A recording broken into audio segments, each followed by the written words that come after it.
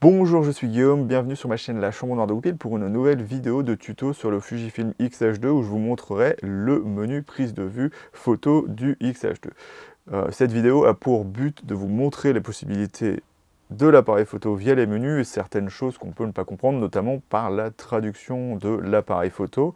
Après, libre à vous aussi ça comprend un peu comme vous voulez les menus, mais il y aura certaines choses où peut-être que si vous n'avez pas compris, ça vous aidera un peu cette vidéo, donc je l'espère. Et on va rentrer maintenant à l'intérieur des menus. Donc voilà, là je suis dans le menu prise de vue. Donc la première chose qu'on va voir, c'est la taille d'image. Donc on a le format 3,5, 16 neuvième, 1,1, donc 16 neuvième format normal de vidéo, enfin de télé. Après 1,1, ce sera le format carré. Le format 4 tiers, c'est plutôt format d'ancienne télé et du micro 4 tiers et de certains appareils photo moyen format. Le 5,4, c'est un ratio qui est un peu plus carré que le 4 tiers. Et on a le 3,5, en fait, on aura toutes ces qualités diminuées après à la suite. Donc c'est pour ça qu'on en a plein. Et à côté, comme vous pouvez le voir, c'est le nombre de photos que peut faire l'appareil photo dans ces tailles de fichiers. C'est intéressant sur un appareil photo comme le X-H2 parce que vu qu'il a beaucoup de millions de pixels, vous pouvez faire toujours un nombre de... des photos assez définies, parce que, voilà, c'est ce que va faire tous ces modes, à part le mode 3,5 qui est le format natif du capteur, tous les autres modes que vous verrez, 16 neuvième, 1,1, 4 tiers, vont évidemment faire ce qu'on appelle un crop dans l'image, et donc vous enlevez un nombre de pixels donné, donc ce ne sera plus 40 millions de pixels, il faut que vous en soyez conscient, mais à part ça, si vous voulez travailler comme ça et que vous préférez travailler comme ça, le nombre de mégapixels du X-H2 devrait être assez suffisant pour que vous puissiez faire ça à votre guise. Donc moi, je préfère mieux faire ça sur mon logiciel de retouche, ou sur Photoshop, enfin sur n'importe quel logiciel où j'utiliserai l'image, et donc je reste du coup en 3,5.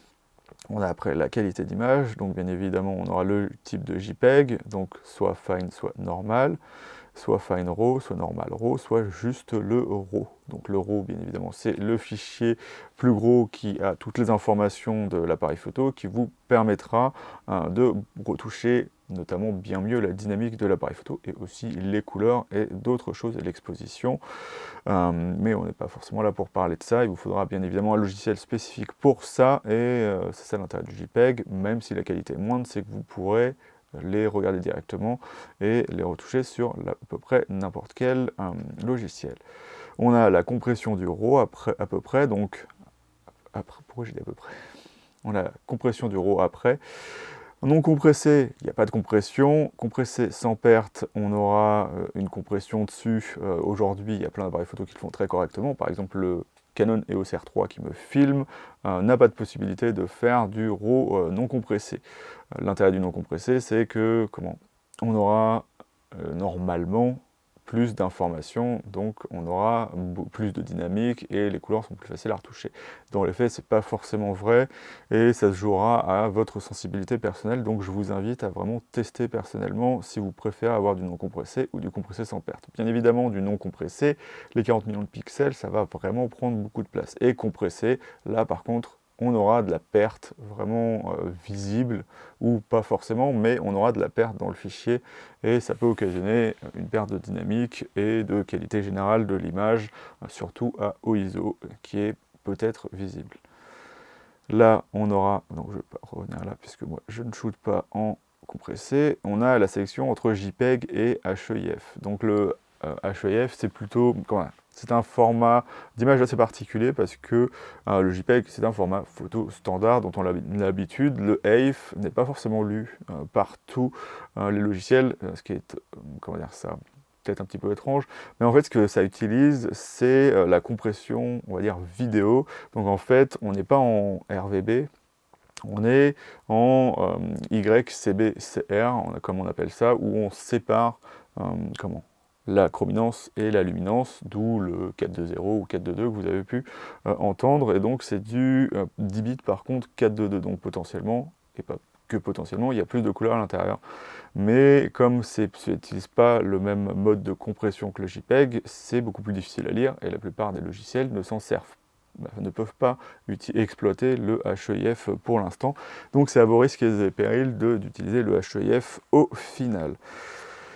Donc je reste en JPEG, moi personnellement, puisque ça sert juste à mon aperçu pour pouvoir voir mon RAW. Après, on a les simulations de film. Même si vous faites du RAW, c'est intéressant d'utiliser une simulation de film parce que, en fait, ce que ça va faire, c'est que, par exemple, Lightroom est capable de lire les informations de prise de vue du XH2. Donc il peut mettre le mode de couleur que vous avez utilisé, même si ça serait normalement sur le JPEG. Ça peut le faire sur tous les appareils photo, mais là, comme on a les simulations de film, on a des simulations de film qui sont aussi disponibles dans dans Lightroom. Et ce que ça fera, c'est que celle qui sera sélectionnée sera directement celle qui sera faite pour vos retouches. Vous n'aurez pas à la sélectionner, mais ça demande d'aller dans les préférences de Lightroom et que lui, il aille chercher l'appareil photo plutôt que de faire un JPEG standard avec, par exemple, la couleur Adobe standard ou Adobe Couleur, que j'apprécie pas personnellement. Un petit problème par contre avec ça, c'est qu'on a plein de nouvelles simulations de films, donc c'est super bien. On a le Bleach Bypass, donc on l'avait déjà avant, mais on va avoir le Nostalgic Neg qui avait que sur les moyens formats Fuji avant. Sauf que à date, il n'y a pas la possibilité d'avoir cette simulation de film sur Lightroom. Donc moi je shoot en Eterna, à défaut de pouvoir faire par exemple du Nostalgic Neg. Mais tous les autres, en théorie, sont disponibles dans Lightroom. Après peut-être que sur d'autres logiciels c'est un peu mieux fait que ça, mais moi je n'utilise que ça. Hop, du coup, voilà, vous voyez ici, vous avez couleur monochromatique, alors que c'est assez bizarre parce que c'est pas des couleurs au final. Mais si vous mettez par exemple en acros, standard on va dire, et bien vous avez accès à ça, voilà, et donc vous pouvez enfin c'est pour ça que ça s'appelle couleur monochromatique, via le spectre des couleurs influencer, tout simplement votre profondeur dans l'image, donc les noirs et les blancs, et donc avoir votre propre across au final avec ça. Donc voilà, vous avez warm et cool, vous voyez, qui est marqué ici, c'est comme ça que vous pouvez voir ce qui se passe. Et puis voilà. Donc je vais me remettre en Eterna. Hop. On peut rajouter du grain artificiellement sur l'image, et donc on a un réglage faible, fort, donc hop, et on va voir la taille, donc plus ou moins visible, suivant ce que vous voulez. Alors faites attention, il y a certains menus qui sont en anglais malheureusement, et même des menus qui sont en allemand, donc il va bien falloir s'accrocher dans le Fuji pour tout comprendre. La traduction a été faite de manière assez étrange, c'est pour vous prévenir si vous avez l'impression que c'est que votre appareil photo, c'est tous les appareils photo, tous les XH2 en tout cas, vont avoir ce problème. On a un effet qui est assez intéressant et pas forcément compris de tout le monde. D'ailleurs, moi j'étais obligé d'aller le chercher pour savoir ce que ça faisait. En gros, l'histoire dit que c'est un effet qui a été rajouté sur un certain type de pellicule qui était une version un peu trop saturée de la Velvia. Donc il y a eu un nom différent. Et en fait, l'effet chrome, ça assombrit en fait, les couleurs pour les rendre un peu plus, un peu plus profondes, on va dire ça comme ça. Donc voilà, ça a cet effet-là, et vous pouvez régler le paramètre avant on avait faible et fort, là on a weak et strong, donc vous pouvez régler ce paramètre ici. Après, celui qui arrive en plus, qui est arrivé avec le X-Trans 4, c'est le couleur Chrome FX version bleue. En fait, ça n'affecte bien évidemment que des couleurs bleues, et c'est plus utilisé pour les paysages. En gros, par exemple, ça vous donne plus de détails puisque ça va un peu rendre plus riche les bleus, et c'est pas forcément que de la saturation. Donc, je vous conseille de tester ça, mais si vous vouliez un peu démystifier ça, ça vous permet surtout d'avoir des bleus plus profonds, et donc c'est surtout fait pour le ciel au final. Et donc là aussi, on a weak et strong au lieu d'avoir faible et fort. On a l'effet police, donc bien évidemment ça va reconnaître le visage et l'adoucir. Le problème, c'est que c'est non réversible, donc moi je vous conseille personnellement de le faire après coup. Après, si vous trouvez que l'effet est convaincant, moi je ne vais pas vous déconseiller de l'utiliser. Et là encore une fois, on aura faible et fort. Et là on est revenu en français. On a la balance des blancs, et donc ce qu'on peut faire, on a tous les types de balance des blancs. On a la priorité blanc, on a l'automatique, on a la priorité ambiance, ce que j'ai choisi personnellement. on a les personnalisés, et personnalisés, au final, vous avez juste à sélectionner, et vous allez pouvoir choisir avec votre collimateur autofocus la couleur à choisir. Donc normalement, il faut prendre un gris 18% pour faire ça, et utiliser la lumière principale de la scène pour que ça marche correctement, et vous aurez votre balance des blancs personnalisée. Voilà. Ça marche très bien. Le seul truc, c'est que ça n'indique pas la balance des blancs. C'est un truc qui est un petit peu dommage. Ça vous fait la bonne balance des blancs. J'utilise ça en vidéo. Sauf que ça ne vous indique pas ce que c'est. Par exemple, Canon n'est pas capable de le faire. Donc par exemple, je reporte mes données. Par exemple là, c'est les données que j'ai récupérées avec mon Sony A7 IV. Mais du coup, je ne pourrais pas faire la même chose avec le Fuji alors qu'il arrive à faire la balance des blancs personnalisée. C'est un petit peu dommage, mais au final, si vous faites une balance des blancs personnalisée et que ça ne vous pose pas de problème de ne pas savoir, eh ben, ce sera bien comme ça. Donc on a 3 possibilités, donc vous pouvez enregistrer 3 balances des blancs personnalisées.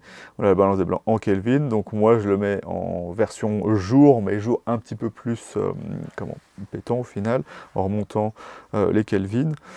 Et on aura jour, ombragé, voilà, tous les modes assez habituels, et plongée d'ailleurs qui bizarrement augmente vachement le bruit dans l'image. Alors je ne sais pas si c'est que l'affichage, mais voilà, je ne vais pas conjecturer là-dessus. Hop, on a plage de dynamique, donc moi je l'ai mis en DR200 pour avoir un petit peu plus de plage de dynamique. Ce qu'il faut savoir, c'est que ça affecte les RAW, donc si vous ne voulez pas toucher au RAW avec l'amélioration de dynamique dans l'appareil photo, il ne faut pas toucher à ça. Et ce qui est intéressant, contrairement à d'autres Fujifilm de génération précédente, c'est que là, tous les DR sont utilisables, même si on peut passer en dessous en ISO. Ça veut dire qu'il va vous indiquer que vous n'aurez pas, par exemple, le DR200 à 100 ISO. Et donc, c'est assez logique comme ça. Donc, on peut aller jusqu'à DR400. Après, on a un autre mode qui est le priorité plage de dynamique.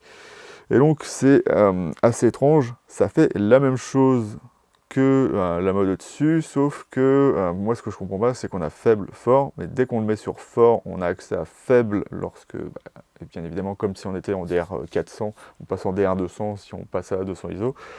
Mais pourquoi il y a un mode auto? Ça, je ne l'ai pas vraiment compris, parce que, au final, si vous le mettez sur fort, ça fait le même effet. Il va passer à un certain moment. Peut-être que ça adapte un petit peu mieux, peut-être que l'auto a plus de réglages, un petit peu plus entre certaines zones de dynamique, plutôt que d'avoir fort qui va s'arrêter à un certain endroit. Et puis voilà.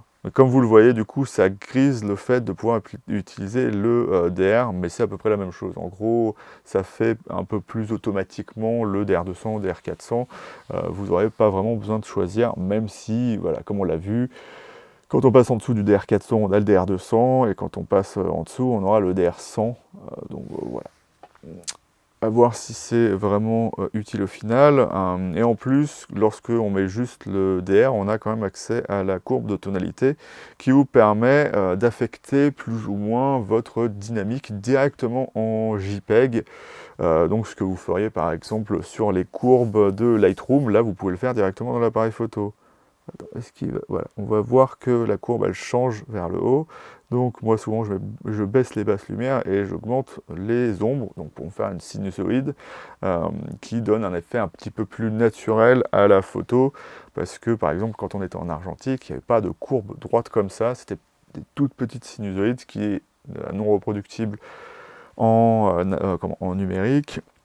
Mais aujourd'hui, une photo argentique est de toute façon scannée en numérique, donc voilà, il n'y a plus vraiment d'intérêt, mais le fait d'avoir une espèce de sinusoïde rend, l'aspect un peu plus naturel. Et le fait de mettre moins de haute lumière et plus d'ombre, c'est plus pour reproduire ce qu'on voit avec nos yeux, même si on est loin avec un appareil photo de ce qu'on peut voir. Mais ça, c'est un autre débat. Donc on peut choisir aussi les couleurs, donc voilà, bien évidemment ce sera des modes qui sont intéressants pour les JPEG, mais je vous montre bien évidemment qu'on a un type de réglage, donc on peut augmenter, donc bien évidemment ça va augmenter la saturation des couleurs.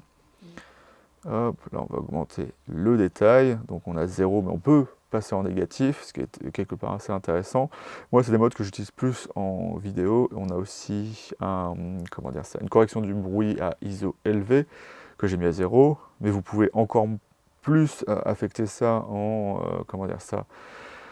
mettons ça en négatif, donc ça va faire en sorte que l'image sera encore plus brute qu'avant.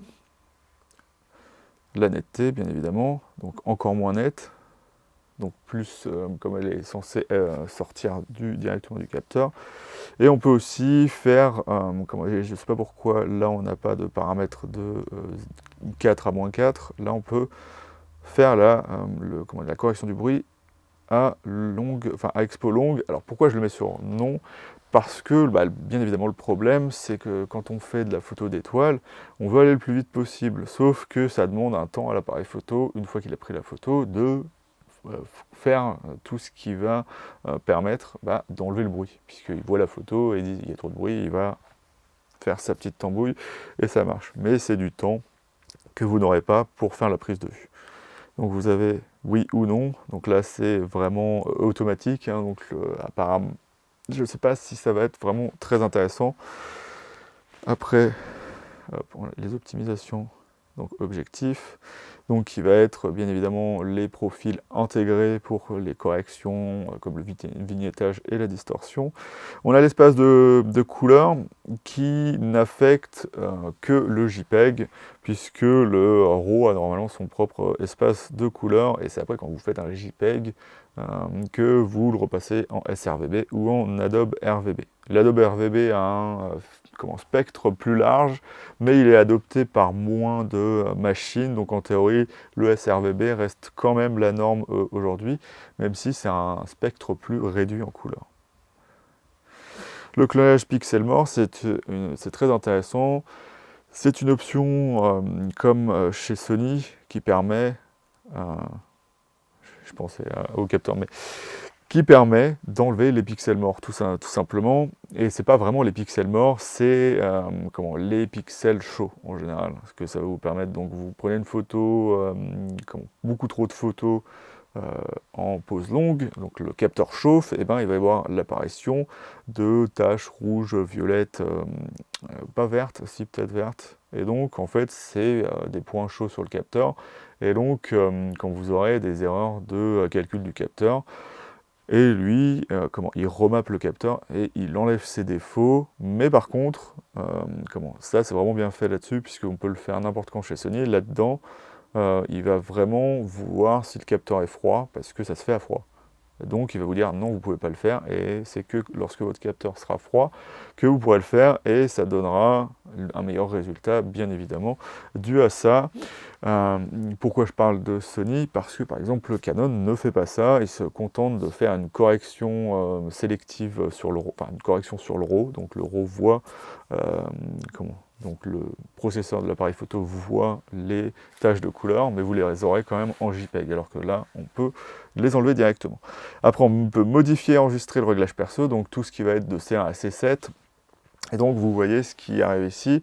Comme j'ai sélectionné que le C1 et le C2 pour la photo, on n'a que ceux-là qui sont affichés, pardon. Et puis, voilà. Après, du coup, vous allez me dire, comment on choisit? On va voir ça juste après. Mise à jour du réglage personnalisé. Donc, en fait, ce que ça fait, c'est que, en fait, je trouve pas ça intéressant de l'activer parce que, en principe, un réglage personnalisé, c'est pour qu'il reste le même.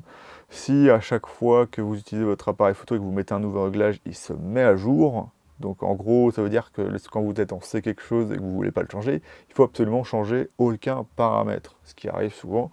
Et moi, quand c'est intéressant, je les réenregistre. En gros, lorsqu'on fait modifier, enregistrer réglage perso, on peut sauvegarder les modifications qui sont apparues lorsque vous avez changé vos réglages. Par exemple, si vous mettez la détection des oiseaux au lieu de la détection des humains, ça va empêcher de se griser le sauvegarder modification et vous pourrez le faire. Donc c'est pour ça que je mets désactivé à mise à jour auto du réglage personnalisé. Voilà. Réglage du mode personnalisé. Et c'est ici que vous allez choisir ouais. Ça fait un peu bizarre de dire ça. Vous allez régler ce que fait, voilà, on va dire ça comme ça, ce que fait C1, C2, C3, C4. Et donc voilà, vous voyez que j'ai mis photo et vidéo. Parce que, en fait, ce que j'ai fait, c'est que, comme on a tous nos modes PSAM standard, ça me fait comme un premier mode personnalisé en photo, donc j'en ai 3, ça me suffit. Et après, tout le reste en vidéo, parce que bien évidemment, l'appareil photo fait du 6K, du 4K, du 8K, donc ça me permet d'avoir, et du ralenti, donc ça me permet d'avoir plein de réglages différents, donc c'est pour ça. C'est pas parce que je préfère la vidéo à la photo, c'est juste que j'ai trouvé ça plus pratique, parce qu'il n'y a pas de switch photo-vidéo. Donc c'est dommage, parce que si on avait, C1, C7, photo et vidéo, ça aurait été encore plus intéressant. Et donc voilà. Et donc le dernier réglage prise de vue photo, ça va être le réglage de la longueur focale pour votre stabilisation en fonction des optiques qui n'ont pas de contact et qui ne communiquent donc pas avec l'appareil photo. Et donc ici, on va avoir voilà, 21 mm. Vous pouvez dire, ah mince, qu'est-ce que je fais avec ça? On peut régler la longueur focale. Et ce qui est très très bien, contrairement à tous les autres fabricants, c'est que là, on peut régler la longueur focale qu'on veut. Donc c'est vraiment très très bien. Là, c'est 21 mm, mais je pourrais mettre 1 mm. Ça n'existe pas, bien évidemment, mais je peux mettre absolument ce que je veux. Donc je peux récupérer n'importe quelle optique, que ce soit un fisheye 7,5 mm. Alors après, c'est à peu près bon, parce que il va faire en sorte de comprendre à peu près la focale, mais ça ne lui dira pas si c'est un fisheye, si c'est un grand angle rectilinéaire ou tout ça. Donc ça restera une approximation de stabilisation plutôt que de la vraie stabilisation, comme si c'était un optique natif Fuji. Donc la stabilisation sera évidemment moins bonne de toute façon avec une optique manuelle sans contact. Voilà. Et donc voilà la fin de cette vidéo, j'espère que vous aurez tout compris. Et donc voilà, je vais vous laisser là-dessus. La seconde vidéo, ce sera bien évidemment celle en vidéo, même si elle ne s'appellera pas seconde, mais ce sera vidéo 1 pour la vidéo. Et après, la deuxième partie, ce sera sur l'autofocus du Fujifilm X-H2. Et je vous dis salut et à bientôt dans la chambre noire de Goupil.